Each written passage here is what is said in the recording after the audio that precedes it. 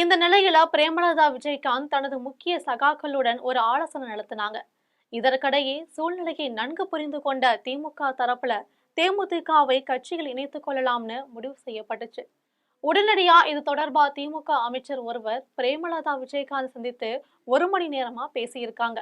இந்த பேச்சுவார்த்தையின் போது 7 தொகுதிகளும் ராஜ்யசபா சீட்டும் தருவதா திமுக தரப்புல வாக்குறுதி தரப்பட்டு இருக்கு. இதற்கு மேலும் தேர்தல் செலவுகளை தாங்களே ஏற்றுக்கொள்வோம்னு திமுக தரப்புல சொல்லியிருக்காங்க. இது மட்டுமல்லாம பிரேமலதா விஜயகாந்த் போட்டியிட ஒரு தொகுதியும், விஜயகாந்த் மகன் விஜய பிரபாகரன் போட்டியிட ஒரு தொகுதியும் ஒதுக்கி தருவதா சொல்லப்பட்டு இருக்கு. இதற்கிடையில கேப்டன் விஜயகாந்த் மகன் விஜய பிரபாகரன் திமுகவோட கூட்டணி வச்சுக்கலாம் அப்படின்னு பிரேமலதா விஜயகாந்த் கிட்ட வற்புறுத்தி வராரு. இப்படிப்பட்ட சூழ்நிலையில அதிமுக, பாஜக, தவேக ஆகிய கட்சிகளில் இணைய வாய்ப்பில்லாத நிலையிலும் தற்போது திமுகவுல இணைந்து விடலாம் என பிரேமலதா விஜயகாந்த் முடிவெடுத்து விட்டதா சொல்றாங்க.